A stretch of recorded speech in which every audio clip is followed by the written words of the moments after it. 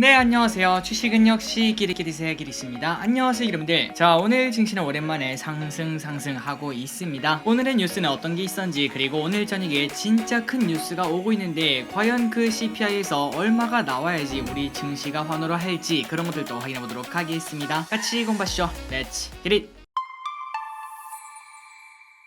첫 번째 소식입니다. 오늘은 빠르게 보고 끝내보도록 할게요. 자, 연준의 금리 인상이 철회가 될 수도 있다, 이런 얘기가 나왔다고 하는데, 야, 이게 도대체 무슨 말일까 누가 했나 봤더니 돈나무 언니, 정말 유명했던 지금 또 유명하긴 하지만 어쨌든 예전에 진짜 유명했던 사람이었죠. 그 사람이 이러한 발언을 하면서 공격적인 금리 인상은 실수다, 이렇게까지 말했다고 한대요. 그렇다면 그 이유가 중요하겠죠. 그 이유가 뭡니까? 라고 물어봤더니 지금은 인플레를 걱정할 때가 아니라 디플레를 걱정해야 되는 시기라고 말을 했다고 합니다. 만약에 지금 인플레 걱정을 계속해야 되는 상황이라면은 10년물 금리가 3%가 유지가 되어야 되며, 그리고 유가는 지속적으로 고공행진을 해야 된다고 합니다. 하지만 최근 들어 금리는 또다시 떨어지고 있으며, 그리고 유가는 20%나 고점 대비 떨어지는 걸 봤을 때는 인플레 공포가 너무나 과장된 거 아니겠느냐라는 의견이 나온다고 합니다. 그러니까 연준도 얼마 지나지 않아서 이러한 정책 노선을 바꾸지 않겠나라고 볼 수 있다는 거겠죠. 물론 최근 들어 아크 ETF는 올해만 53%나 급락한 바 있어서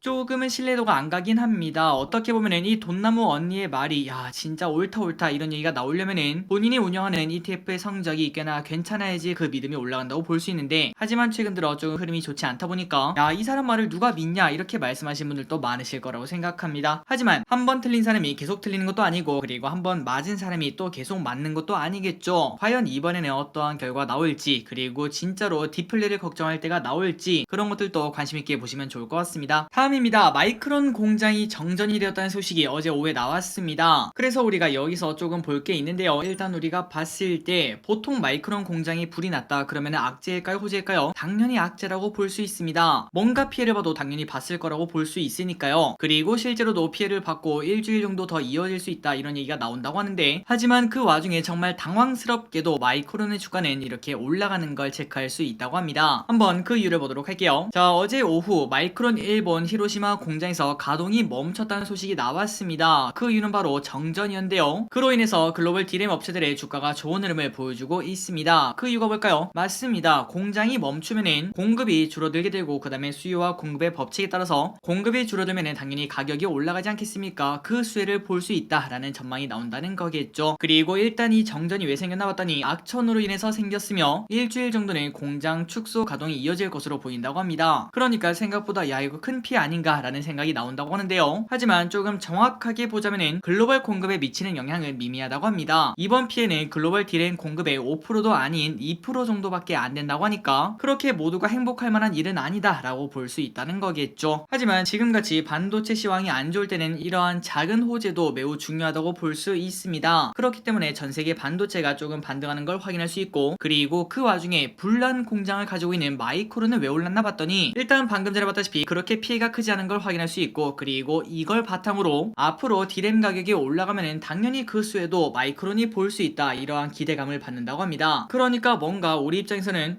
야 근데 어차피 그럴 거면 그냥 반도체 재고에다 불 지르면 되는 거 아니야 라고 생각할 만큼 뭔가 황당한 일이라고 볼 수 있겠지만, 그럼에도 이렇게 주가가 반등하는 걸 봤을 때 이미 빠질 대로 너무 많이 빠져서 더 이상 빠질 곳이 없는 거 아닌가, 그리고 플러스 얼마나 호재가 없었으면 이러한 호재에도 마이크론 주가가 오를까, 이런 생각까지 해볼 수 있을 것 같습니다. 어쨌든 이번 기회를 바탕으로 쭉쭉쭉 올랐으면 좋겠네요.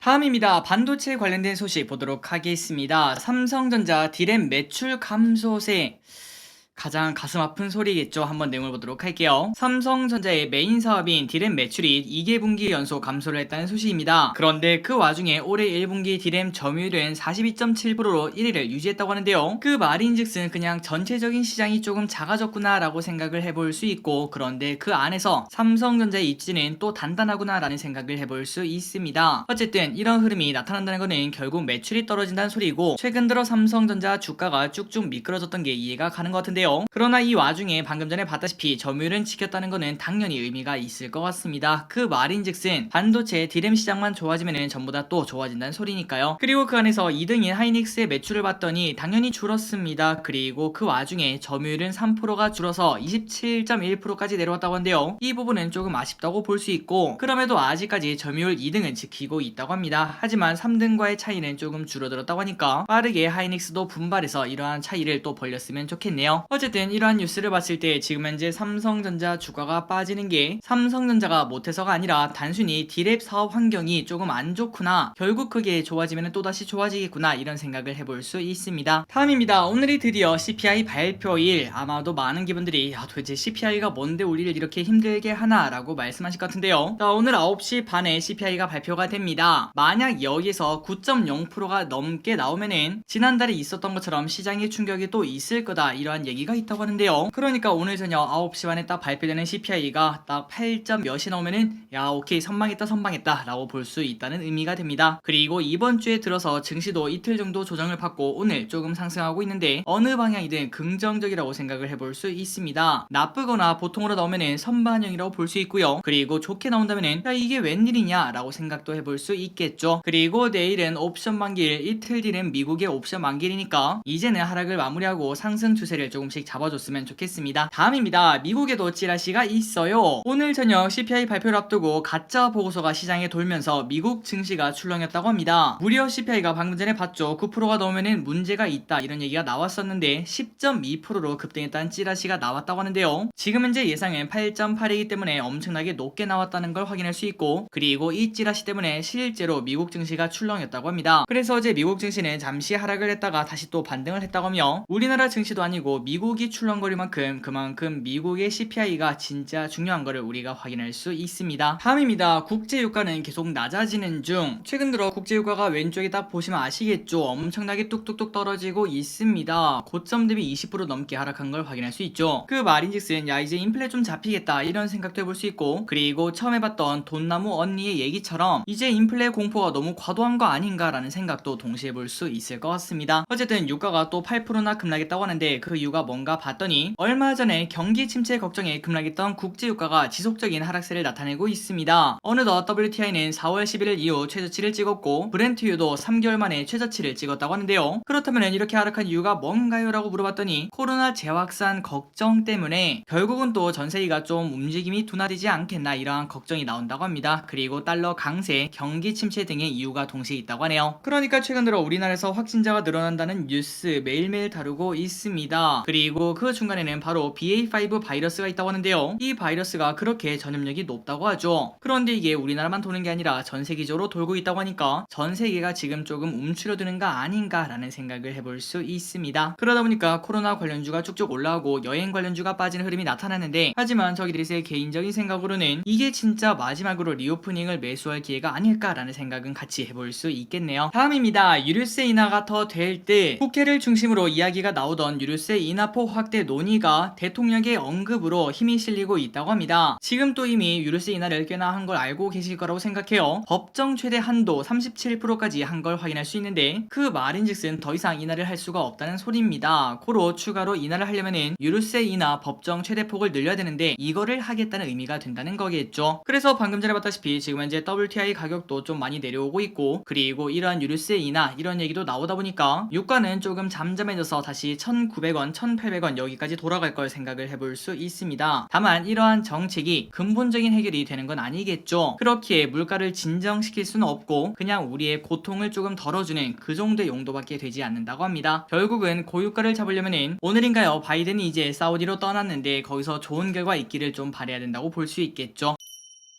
다음입니다. 역실적 장세가 뭘까? 우라가미 군요에 따르면 주식의 흐름을 4가지로 나눴습니다. 뭔가 사계절이라고 볼 수 있을 것 같은데요. 금융 장세, 실적 장세, 역금융 장세, 그리고 역실적 장세로 정의를 했습니다. 그리고 지금이 과연 어딘가 봤더니 바로 역실적 장세라고 하는데요. 이때는 주가와 이익이 같이 하락하는 장세라고 보시면 될 것 같습니다. 그러니까 지금 그냥 삼성전자를 예로 보자면 주가도 떨어지고 있고 그 다음에 이익도 하락하고 있는 이러한 주식시장의 겨울이라고 볼 수 있다는 거겠죠. 그런데 우리가 지금 이걸 이걸 딱 보니까 결국 그러면은 봄이 또 오고, 그러니까 금융 장세가 오고 실적 장세가 또 오겠네라는 생각을 해볼 수 있고, 그렇다면은 2000년 이후에 역실적 장세가 얼마나 있었나 봤더니 지금을 포함해서 총 8번이 있었다고 합니다. 그리고 통계적으로 봤을 때 과거에는 통신주, 필수 소비재 등 방어주 성과가 우수했던 걸 확인할 수 있었고, 그리고 가장 궁금한 건 이겁니다. 그렇다면 이 역실적 장세 평균 얼마나 갑니까? 라고 물어봤더니 그건 알 수가 없다고 합니다. 되게 천차만별이었다고 해요. 2018년 그때 미중 무역 전쟁이 있었죠. 그때 당시에 63주나 있었고요. 그리고 짧게는 5주, 바로 코로나입니다. 그때는 5주 만에 끝난 경우도 있었기 때문에 얼마나 시간이 지나야지 역실적 장세가 끝난다 이런 말을 하기는 조금은 어렵다고 합니다. 하지만 결국은 우리가 지금 여기서 볼 거는 언제 끝날지 모르겠지만 결국은 겨울이 끝나고 봄이 올 거라고 생각을 해볼 수 있죠. 그리고 지금은 통신주, 필수 소비재 이러한 방어주의 성과가 우수한 적이 있었다고 합니다. 이 부분은 참고할 필요가 있겠네요. 다음입니다. 결국 하는 사상 첫 빅스텝이 나왔다고 합니다. 하지만 이거는 전부 다 예상을 하고 있었죠. 그래서 오늘 증시는 살짝 빠지는가 싶더니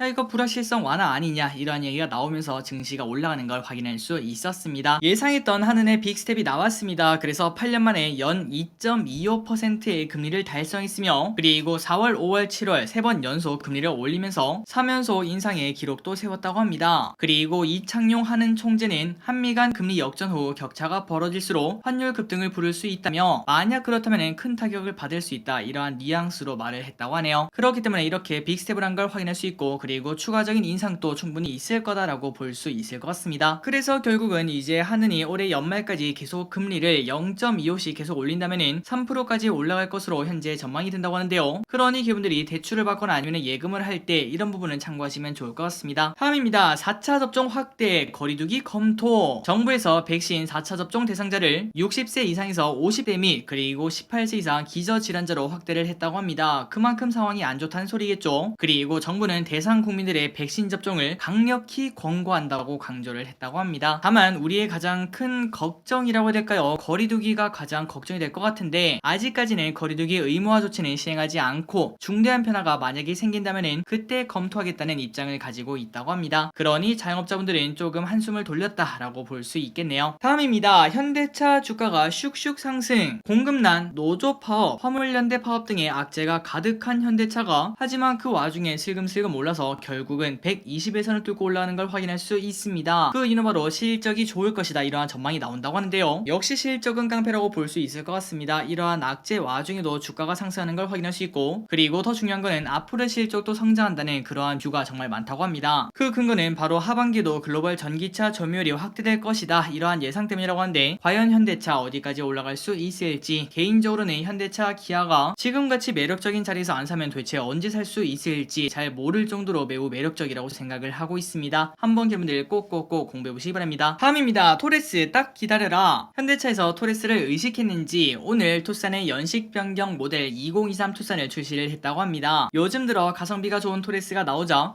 야 어차피 투싼 살 거면은 토레스 사는 게 더 맞지 않냐 이런 얘기까지 나온다고 한데요. 이런 와중에 현대차에서 투싼을 출시를 했으며 판매가는 2,584만원부터 시작을 한다고 합니다. 개인적으로 현대차도 로고 변경이 조금 필요하지 않나라고 생각을 하고 있는데, 뭐 엄청나게 바뀌는 게 아니라 기아도 조금만 바꿨는데 진짜 이뻐진 걸 확인할 수 있었습니다. 그런 것처럼 현대도 로고를 바꾸는 걸 한번 검토를 해보면 좋겠다라는 생각은 아마도 저 혼자만의 생각은 아닐 거라고 생각하고 있습니다. 다음입니다. 초코파이 너무하죠. 자, 이때까지 오리온은 가격 동결을 외쳤습니다. 최근 들어 물가가 많이 올랐는데 그 와중에 우리는 그냥 새는 돈만 막아도 이런 건 충분히 버틸 수 있다 이러한 얘기와 함께 가격 동결을 지속적으로 한 걸 확인할 수 있었는데요. 그래서 오히려 투자자들은 야 쟤 도대체 왜 저러냐, 그냥 이렇게 오를 때 같이 올리면은 실적이 좋아질 거 아닌가 라고 말한 적까지 있었는데, 하지만 그 와중에 실적마저 서프라이즈를 내서 주가가 얼마 전에 급등한 바 있었습니다. 그런데 이번에는 결국 오리온도 가격을 올린다는 얘기가 나왔다고 합니다. 자, 업계에서는 올해 안에 초코파이 가격을 올릴 것으로 현재 예상을 하고 있으며, 그 이유는 밀가루를 포함한 그러한 원재료의 가격 급등으로 더 이상은 버틸 수 없다 이런 생각이 나온다고 합니다. 그런데 개인적으로 그렇다면 오리온 안 그래도 지금 가격 동결을 했는데도 불구하고 실적이 잘 나온 기업인데 이렇게 가격까지 올리면은 실적 서프라이즈가 또 나오겠구나 라는 생각도 해볼 수 있겠네요. 개인적으로는 당연히 올릴만하다고 생각을 하고 있으며, 오히려 주주분들은 아 드디어 올렸구나 하면서 좋아하실 거라고 생각합니다. 다음 소식입니다. 중국에서 오랜만에 훈풍이 불어왔다 나왔다는 소식. 자, 넵튠이라는 기업이 오늘 바로 상한가에 직행한 걸 확인할 수 있는데요. 야, 이것도 무슨 테마주인가 이런 생각을 해봤지만 그게 아니라 바로 자회사의 게임이 중국의 판호를 받았다 이러한 소식이 나왔다고 합니다. 최근 들어 우리나라의 방향이 중국 쪽이 아니라 미국 쪽으로 바뀌면서 중국의 경제가 또 나오는 거 아닌가 그런 걱정이 있었는데 이렇게 판호가 개방되니 또 게임주가 급등하는 모습을 나타냈으며 다른 게임주도 이러한 관심에 같이 주가가 올라갈 수 있지 않을까라는 생각도 해볼 수 있겠네요. 어쨌든 모든 기업들이 지금 현재 다 바닥을 기고 있다고 볼 수 있는데 하나둘씩 좋은 소식이 나오면서 연말에는 3천 간다 이런 얘기가 꼭 나왔으면 진심으로 좋겠습니다. 마지막으로 오늘의 기업 두 가지를 보고 끝내보도록 하겠습니다. 첫 번째, 만도. 최근 자동차가 좋은 흐름을 나타내고 있는 와중에 만도에서도 리포트가 나왔습니다. 유진투자증권은 목표주가 76,000원을 유지했다고 한데요. 다만 단기적인 리스크는 고민을 해봐야 된다고 하는데 이 부분은 만도 주주분들 알고 있으면 좋을 것 같습니다. 그 이유는 바로 실적 부진이라고 합니다. 그러니까 실적 부진 때문에 조금 주가가 하락할 수도 있다 이러한 전망이 나온다는 건데 그렇다면 실적 부진이 왜 나옵니까? 라고 물어봤더니 중국 락다운 영향으로 2분기 실적이 나쁠 것으로 예상이 된다고 합니다. 그렇다면 만도의 중국 비중이 중요할 것 같은데 참고로 만도의 중국 비중은 27%라니까 절대 무시할 수가 없다고 볼 수 있겠죠. 고로 최근 들어 중국에서 락다운을 하니 많이 확진자가 늘어나니 많이 이러한 얘기에 가장 많이 흔들리는 자동차 기업이라고 볼 수 있고 그러나 중국의 락다운만 제외하면 하반기부터는 충분히 반등할 수 있다라고 생각을 해볼 수 있다고 합니다. 그러니 만도 주주분들은 중국의 확진자 그런 것들을 관심 있게 볼 필요가 있다고 볼 수 있겠네요. 그리고 실적을 보도록 하겠습니다. 매출액 쭉쭉 성장, 영업이익 쭉쭉 성장, 순이익 쭉쭉 성장, 그리고 퍼는 11.9배, 내년에는 9배, 내후년에는 8배로 과거 평균 퍼랑 비교했을 때 완벽하게 낮아진 걸 확인할 수 있습니다. 이 또한 당연히 매력적이라고 볼 수 있겠죠. 자동차 관련주를 충분히 공부할 필요가 있다고 생각합니다. 마지막입니다. CJ ENM 최근 들어 엔터주 그리고 콘텐츠주가 좋은 흐름을 만들고 있는데요. 그런 와중에 CJ ENM이 오늘 급등하는 걸 확인할 수 있습니다. 최근 들어 우영우가 대박을 치면서 A스토리가 급등한 바 있었죠. 그래서 미디어 관련주가 들썩들썩하고 있는데요. 그 와중에 엉덩이가 가장 무거운 CJ ENM도 이렇게 올라가는 걸 체크할 수 있다고 합니다. 그리고 키움증권은 CJ ENM에 대해서 목표 주가 154,000원을 제시했으며 다만 이 가격은 예전보다는 목표가를 낮췄다고 합니다. 그리고 CJ ENM의 2분기 매출액은 전년 대비 15% 증가했고 그리고 영업이익은 전년 비 17% 감소한 711억 원을 전망을 한다고 합니다. 또한 이 부분이 중요하겠죠. 이러한 미디어 관련주는 대작이 있는가 이게 중요한데 지금 현재 기대작은 바로 외계 플러스 인의 개봉인데요. 이제 상영이 한 20일 정도 남은 걸로 알고 있는데 일단 여러분들 이 영상 끝나자마자 예고편을 한번 보시는 게 좋을 것 같습니다. 그걸 보신 다음에